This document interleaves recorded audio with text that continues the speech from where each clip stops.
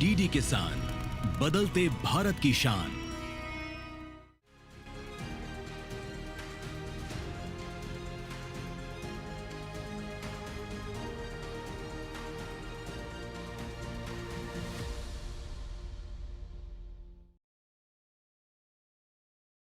नमस्कार, दूरदर्शन किसान देख रहे हैं आप और आप सभी का स्वागत है कार्यक्रम कृषि दर्शन में। मैं हूं आपके साथ पुलकित शुक्ला।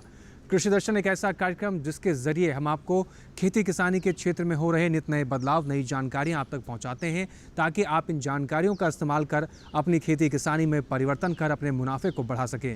जी हाँ किसान भाइयों, ये कार्यक्रम में हमारा उद्देश्य यही रहता है कि आप तक सभी कृषि से जुड़ी हुई जानकारियाँ समय से पहुँचाई जाएँ ताकि आप इनका लाभ ले सकें। तो कृषि दर्शन के इस कार्यक्रम में आप जानते हैं कि हर बार की तरह हम 3 सेगमेंट्स के जरिए आप तक जानकारी पहुंचाते हैं, जिसमें हम सबसे पहले जानते हैं विज्ञान किसान के बारे में, उसके बाद हम बात करते हैं कृषि स्टार्टअप की और अंत में बात होती है फार्मिंग इंडिया की।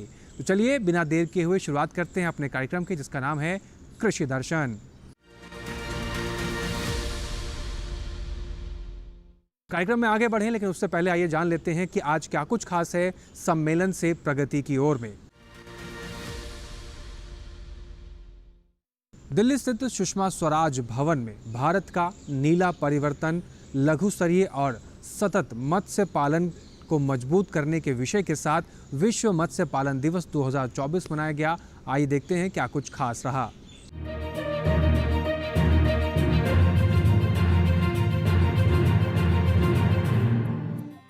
मछुआरों और मछली किसानों और अन्य हितधारकों के योगदान और उपलब्धियों का जश्न मनाने और मत्स्य पालन क्षेत्र के सतत और न्याय संगत विकास के प्रति प्रतिबद्धता को मजबूत करने के लिए मत्स्य पालन, पशुपालन और डेयरी मंत्रालय के तहत मत्स्य पालन विभाग द्वारा सुषमा स्वराज भवन में विश्व मत्स्य दिवस 2024 मनाया गया। इस अवसर पर केंद्रीय मत्स्य पालन, पशुपालन और डेयरी मंत्री राजीव रंजन सिंह, मंत्रालय के राज्य मंत्री जॉर्ज कुरियन, राज्य मंत्री प्रोफेसर SP सिंह बघेल, मत्स्य पालन विभाग के सचिव अभिलक्ष्य लिखी, मंत्रालय के संयुक्त सचिव सागर मेहरा एवं देश विदेश के गणमान्य लोग उपस्थित थे। मछुआरों और मछली किसानों ने ही भारत को वैश्विक स्तर पर दूसरा सबसे बड़ा मछली उत्पादक बनाने में उनकी भूमिका निभाई। लगभग 30 मिलियन लोग मछली उत्पादन में शामिल हैं। मत्स्य पालन के क्षेत्र में प्रमुख चुनौती प्लास्टिक प्रदूषण, प्लास्टिक को कम करने, पानी की गुणवत्ता में सुधार करने और पर्यावरण के अनुकूल प्रथाओं को बढ़ावा देने के लिए सरकार प्रतिबद्ध है। इस कार्यक्रम में केंद्रीय मत्स्य पालन, पशुपालन और डेयरी मंत्री राजीव रंजन सिंह ने कहा, विश्व वर्ल्ड फिशरीज डेज के अवसर पर फिशिंग सेक्टर से जुटे हुए मछुआरे, फिश फार्मर्स, उन सबों को बधाई देते हैं कि उनके अथक प्रयास और उनके मेहनत के बल पर आज हम विश्व में मछली उत्पादन में दूसरे स्थान पर हम अपने आप को स्थापित कर पाए।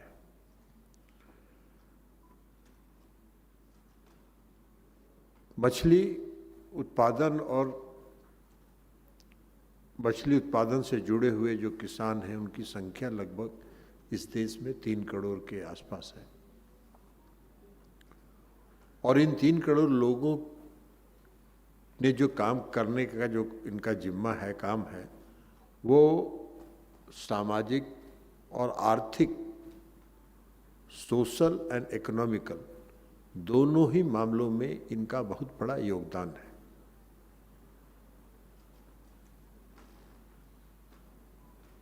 ये हमारी आजीविका प्रदान करते हैं और लगभग 3 करोड़ लोग तो सीधे इसके साथ जुड़े हैं।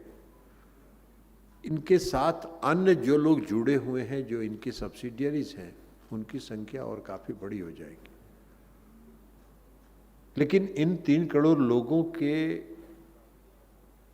ऊपर कोई ध्यान 2014 के पहले नहीं गया था और ये हमारे आदरणीय प्रधानमंत्री नरेंद्र मोदी जी का सपना और उनकी जो सोच है और उनका जो विजन है, उन्होंने इस सेक्टर को आइडेंटिफाई किया और इस सेक्टर को आइडेंटिफाई करके इसके साथ जुड़े लगभग 3 करोड़ लोगों के अपलिफ्टमेंट के लिए, उत्थान के लिए भी उन्होंने सोचा और इसी का परिणाम है कि 2019 में उन्होंने यह विभाग अलग किया। विभाग अलग कर देना से सिर्फ नहीं होता है।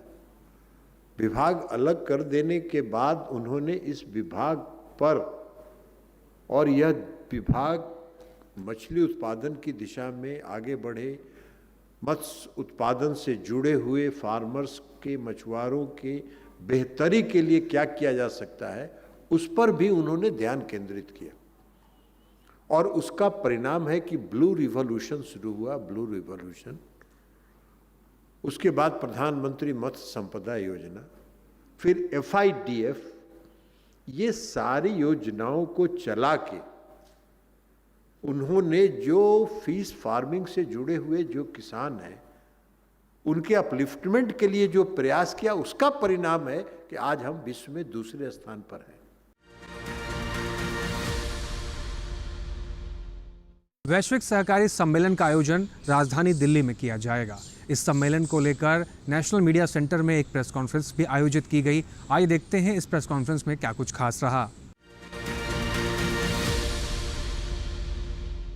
ICA के इतिहास में, 130 साल के इतिहास में पहली बार भारत में कॉन्फ्रेंस हो रही है। ये दर्शाता है कि भारत जो सहकारिता सेक्टर में उसकी जो पकड़ है, पहुंच है और जो पोजीशन है काफ़ी मजबूत है। जैसा मैंने और बताया कि 1/4 देश के, दुनिया के कोऑपरेटिव 1/4 भारत, 25% भारत में है और 8 लाख हमारे यहाँ कोऑपरेटिव सोसाइटीज़ हैं देश में। और हम कई तरह के उत्पाद पैदा करते हैं। फर्टिलाइज़र है, शुगर में हमारी पकड़ अच्छी है, रूरल ट्रेड में अच्छी पकड़ है और टेक्सटाइल, हैंडलूम में हमारी पकड़ अच्छी है। हमारी सहकारी समितियों की एक प्लेटफॉर्म मिलेगा सबको अपनी बात रखने का, लोगों से सीखने का, सुनने का और अपने व्यूज़ और अपने एक्सपीरियंसेस शेयर करने का। और दुनिया भर से गणमान्य व्यक्ति आ रहे हैं, मंत्री आ रहे हैं, प्रधानमंत्री, एक देश के प्रधानमंत्री आ रहे हैं, एक उप प्रधानमंत्री आ रहे हैं। तो इसका स्टेचर और बहुत ऊंचा है। वहाँ जो सीख के जाएंगे उसी तरह की वहाँ पॉलिसी बनाएंगे और काम करेंगे। हमसे भी बहुत कुछ सीखेंगे, हम भी उनसे बहुत कुछ सीखेंगे। डेयरी मूवमेंट एक इंडिया की स्ट्रेंथ है और उसका नाम है विश्व में। कैसे हम किसानों को जोड़ते हैं, एक एक घर से दूध उठाते हैं और कैसे उसको पैसा देते हैं, प्रॉफिट शेयरिंग करते हैं। जो रूरल सेक्टर में जो खुशहाली आई और जो प्रॉस्पेरिटी आई, आप देखेंगे काफ़ी हद तक डेयरी सेक्टर पे निर्भर है गुजरात और आसपास के राज्यों में। उसी तरह अगर आप इफ़को को देखेंगे, इफ़को फर्टिलाइज़र पैदा करता है। नए नए नवाचार उसने किए हैं, चाहे वो ड्रोन से फर्टिलाइज़र का छिड़काव हो या नैनो यूरिया DAP को बनाया गया हो, जिससे कि कैसे हम फर्टिलाइजर यूज़ करते हैं उसका सिस्टम ही पूरा बदल गया। ये रेवोल्यूशनरी एक आइडियाज़ हैं और ये स्टेप्स हैं और ये खोज है जो हमको बहुत मदद कर रही है। दोस्तों, यहाँ वक्त हो गया एक छोटे से ब्रेक का।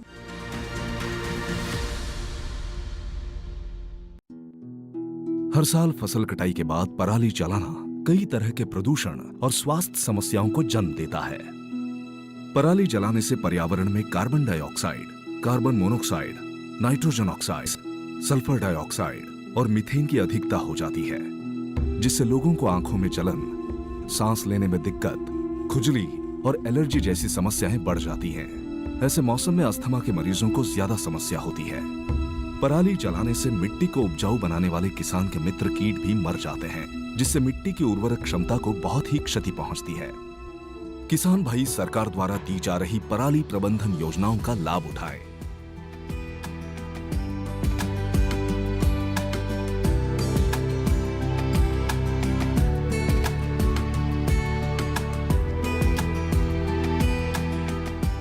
पराली ना जलाएं, पर्यावरण और स्वास्थ्य को बचाएं।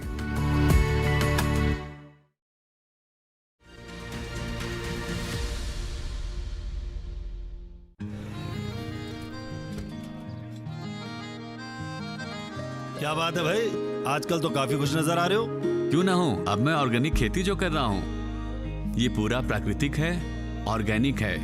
इसमें हमारे खेत, हमारी फसल और हमारी जेब सब फायदे में होते हैं और इसमें लागत भी कम है। जी हाँ, आप भी ऑर्गेनिक खाद का प्रयोग करें, अपनी फसल और मिट्टी को तंदुरुस्त बनाएं और आपकी आमदनी में इजाफा करें। अधिक जानकारी के लिए किसान call centre toll free number 1800-180-1551 पर कॉल करें और लॉग ऑन करें kisan.gov.in और farmer.gov.in। कृषि और किसान कल्याण मंत्रालय द्वारा किसान हित में जारी।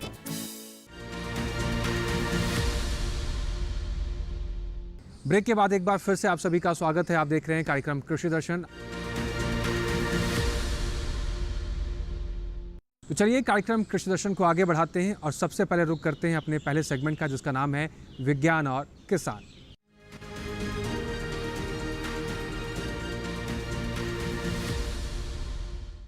कृषि के क्षेत्र में गन्ने की फसल का बहुत बड़ा योगदान है। जी हाँ दोस्तों, हमारे देश की आर्थिक व्यवस्था को मजबूत करने में भी गन्ना एक महत्वपूर्ण योगदान निभाता है।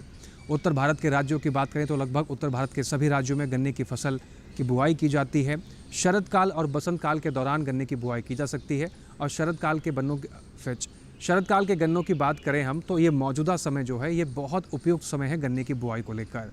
किसान भाई अगर उपयुक्त किस्मों का चुनाव करके और आधुनिक तकनीकों का इस्तेमाल करके गन्ने की बुआई करते हैं तो अच्छा खासा उत्पादन ले सकते हैं और मुनाफा भी कमा सकते हैं। आइए देखते हैं गन्ना उत्पादन को लेकर क्या कुछ खास है शरद काल में।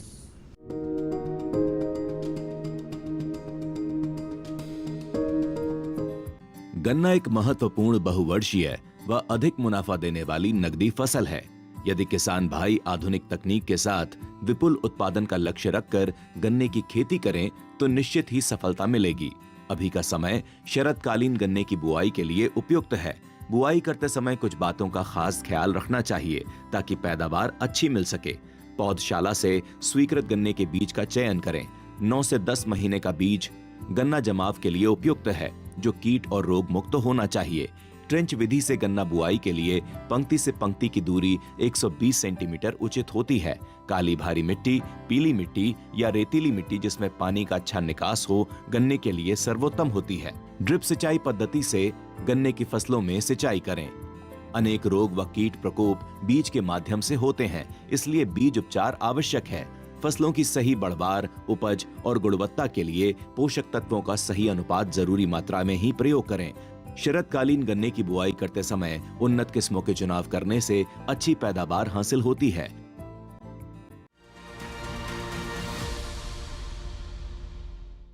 आगे हम बात करेंगे फार्मिंग इंडिया में क्या कुछ खास जानकारी मिलेगी अपने एआई एंकर्स के जरिए, लेकिन उससे पहले यहाँ लेंगे एक छोटा सा ब्रेक। आप कहीं मत जाइए, बने रहें और देखते रहें कार्यक्रम कृषि दर्शन। नमस्कार किसान मित्रों, मैं हूं आपका एआई एंकर कृष। आज हम बात करेंगे उत्तर प्रदेश में किसानों के लिए सरकारी योजना के तहत सस्ते लहसुन के बीजों की उपलब्धता के बारे में। किसान भाइयों, राज्य सरकार ने एक नई योजना शुरू की है जिसमें किसानों को लहसुन के उच्च गुणवत्ता वाले बीज सस्ते दामों पर उपलब्ध कराए जा रहे हैं। इस योजना का उद्देश्य है लहसुन की खेती को बढ़ावा देना और किसानों की आमदनी में इजाफा करना। अगर आप उत्तर प्रदेश के किसान हैं और इस योजना का लाभ उठाना चाहते हैं तो आपको ऑनलाइन पंजीकरण करना होगा। पंजीकरण की प्रक्रिया सरल है और इसके लिए कृषि विभाग की आधिकारिक वेबसाइट पर जाना होगा। पंजीकरण करने के बाद आपको निर्धारित कीमत पर बीज प्रदान किए जाएंगे, जिससे आप लहसुन की खेती को सफल बना सकते हैं। योजना के तहत किसानों को केवल नाम मात्र की कीमत पर ही बीज उपलब्ध कराए जा रहे हैं। इससे खेती की लागत कम होगी और किसानों को बेहतर लाभ मिलेगा। तो किसान मित्रों, यदि आप लहसुन की खेती करना चाहते हैं तो इस योजना में जल्दी से जल्दी पंजीकरण कर लें और इस अवसर का लाभ उठाएं। आज के लिए बस इतना ही। आप देखते रहिए डीडी किसान। धन्यवाद। अगली फसल का टाइम तो कभी थोड़ा ही रह गया। ताऊ, किसी की फसल हुई? बेटा फसल तो ठीक का है, ये भी अब पक के तैयार होगी। ये बीच में काट के और पराली ने जड़ा के फिर नई फसल बोने की तैयारी करूंगा। पराली जड़ा के? हाँ ताऊ, तो पर्यावरण तो खराब करेगा, गेली हमारी सेहत भी खराब करेगा। फसल का दाना ही जरूरी नहीं होता, बचे हुए अवशेष भी बड़े काम के हो जाए। इनकी जैविक खाद बना के तू मिट्टी की उपजाऊ शक्ति ना और बढ़ा सका है। और तो और इसकी जो पराल बचेगी ना, उसने बेच के अलग तो मुनाफा भी ले सका है। हाँ, इस पराली से इको फ्रेंडली पेपर और थर्मोकोल बनाया जाता है। पराली का उपयोग जैव ईंधन और हस्तशिल्प बनाने में भी किया जाता है। इसका उपयोग मशरूम की खेती, डिस्पोजेबल प्लेट्स और कटलरी बनाने में भी होता है। पराली समस्या नहीं, संसाधन है। किसान भाई पराली ना जलाएं, पराली से अपनी आय बढ़ाएं।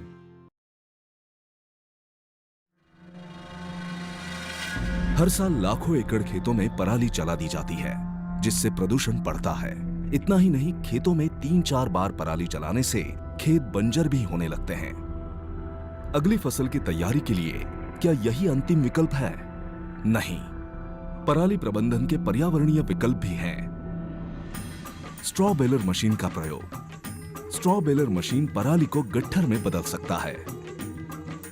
पराली से जैविक खाद बनाई जाती है जो खेतों की मिट्टी की उर्वरक क्षमता को बढ़ाती है। पराली को मशीनों द्वारा मिट्टी में दबाना, इसके लिए सुपर सीडर जैसी मशीनों का उपयोग किया जाता है। सरकार किसानों को पराली उपकरणों पर 50% तक की सब्सिडी देती है। किसान भाई पराली प्रबंधन की योजनाओं का लाभ उठाएं, पर्यावरण को बचाएं।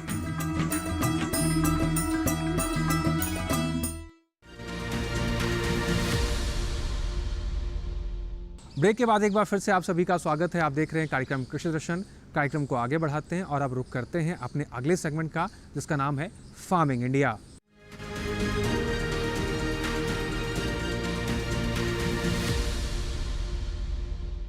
फार्मिंग इंडिया में आज सबसे पहले रुक करेंगे अपने एआई एंकर कृष का और जानेंगे कि आज कृष क्या कुछ खास जानकारी आपके लिए लेकर आ रहे हैं। नमस्कार, आप देख रहे हैं डीडी किसान। मैं हूं एआई कृष और आज हम बिहार, ओडिशा, पश्चिम बंगाल, आंध्र प्रदेश और तेलंगाना में होने वाली खेती किसानी से संबंधित सलाहों के बारे में पूरी जानकारी देंगे। बिहार में तैयार धान और मक्का की कटाई का काम करें, वहीं ओडिशा में कपास की चुनाई करते रहें। ओडिशा के किसान सरसों की बुवाई कर सकते हैं। ओडिशा में मूंगफली की बुवाई भी की जा सकती है। यहाँ के किसान टमाटर, मिर्च और शिमला मिर्च की रोपाई जारी रखें। ओडिशा में फूल गोभी, पत्ता गोभी और बैंगन की रोपाई के लिए सही समय है। पश्चिम बंगाल की बात करें तो गांगेय पश्चिम बंगाल में अमन धान की कटाई जारी रखें। गांगेय पश्चिम बंगाल के किसान सर्दियों के मौसम की सब्जियां बोएं। वहीं उप हिमालयी पश्चिम बंगाल में धान और रागी की कटाई करें। आंध्र प्रदेश की बात करें तो यहाँ के कम बारिश वाले इलाकों में मिट्टी में मौजूद अनुकूल नमी को देखते हुए मूंगफली और सूरजमुखी की बुवाई का काम करें। यहाँ के किसान मक्का की बुवाई भी कर सकते हैं। आंध्र प्रदेश के ऊपरी पहाड़ी क्षेत्र में धान की कटाई जारी रखें। आंध्र प्रदेश के ऊपरी पहाड़ी इलाकों में मक्का की बुवाई का काम करें। आंध्र प्रदेश के उत्तरी तटीय इलाकों में मक्का की बुवाई पूरी कर लें। तेलंगाना के उत्तरी इलाके में चना, कुसुम और सरसों की बुवाई पूरी करें। उत्तरी तेलंगाना में नवंबर से दिसंबर तक का समय सूरजमुखी की बुवाई के लिए बहुत बढ़िया है। दक्षिणी तेलंगाना के किसान सरसों, चना और कुसुम की बुवाई पूरी करें। यहाँ इन दिनों मूंगफली और राजमा भी बो सकते हैं। इसी तरह कृषि और किसानों से जुड़ी हर महत्वपूर्ण जानकारी के लिए हमारे साथ जुड़े रहिए और देखते रहिए डीडी किसान। धन्यवाद। जानकारी के सिलसिले को आगे बढ़ाते हैं और अब बात करते हैं एक और महत्वपूर्ण जानकारी के बारे में, जिसका नाम है ई-नैम ऐप। जी हाँ दोस्तों, इस ऐप के ज़रिए आप घर बैठे देश भर की तमाम मंडियों का हाल जान सकते हैं। किसान भाई बड़ी मेहनत से अपनी खेतों में फसल लगाते हैं, लेकिन कई बार जानकारी के अभाव में अपनी उपज का सही भाव वो मंडियों से नहीं ले पाते, क्योंकि सही समय पर उनके भाव की जानकारी उन तक नहीं पहुंच पाती। इस समस्या से निपटने के लिए किसान भाई ई-नैम ऐप का इस्तेमाल कर सकते हैं और मंडियों के भाव की जानकारी घर बैठे ले सकते हैं। तभी आप अपनी उपज का अच्छा दाम भी मंडियों से ले पाएंगे। तो आप ई-नैम ऐप का इस्तेमाल करिए और मंडियों की ताज़ा जानकारी आप अपने मोबाइल पर भी ले सकते हैं।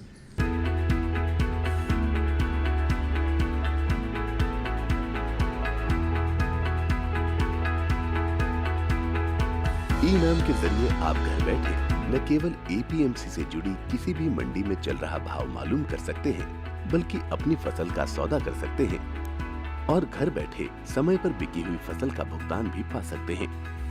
ई-नैम दरअसल कोई समानांतर मार्केटिंग संरचना नहीं है, बल्कि ये मंडियों का ही राष्ट्रीय नेटवर्क बनाने का एक साधन है, जिसे ऑनलाइन एक्सेस किया जा सकता है। पुरानी मंडी व्यवस्था में किसान सिर्फ मंडी में ही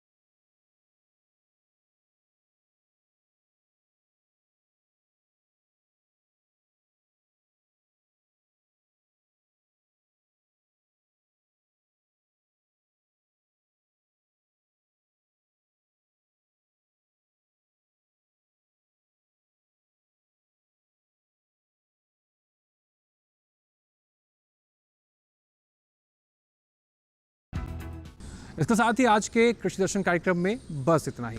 उम्मीद करते हैं कि दिखाई गई सभी जानकारियों से हमारे किसान भाइयों को लाभ होगा और सही समय पर अगर आप इन जानकारियों का लाभ लेंगे तभी आपको कृषि के क्षेत्र में मुनाफा होगा। जी हाँ दोस्तों, कृषि दर्शन के इस कार्यक्रम से जुड़ी आपको कोई भी जानकारी चाहिए या आप कोई सुझाव हम तक पहुंचाना चाहते हैं तो आप हमें पत्र लिख सकते हैं।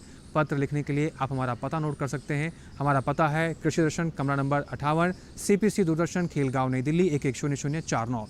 दोस्तों, इसके अलावा हमें ईमेल के जरिए भी अपने सुझाव पहुंचा सकते हैं। आप हमारी ईमेल आईडी भी नोट कर सकते हैं। हमारी ईमेल आईडी है krishidarshan@gmail.com। इसके अलावा कृषि दर्शन के इस कार्यक्रम में कोई जानकारी आप दोबारा देखना चाहते हैं या कोई जानकारी आपसे छूट गई है तो आप हमारे डीडी किसान के यूट्यूब चैनल पर भी जा सकते हैं।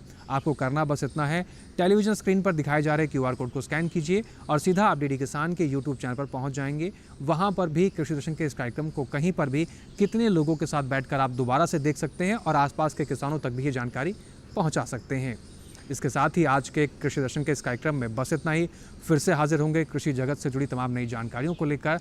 तब तक के लिए आप बने रहें डीडी किसान के साथ। हमें और हमारी टीम को दीजिए इजाज़त। नमस्कार।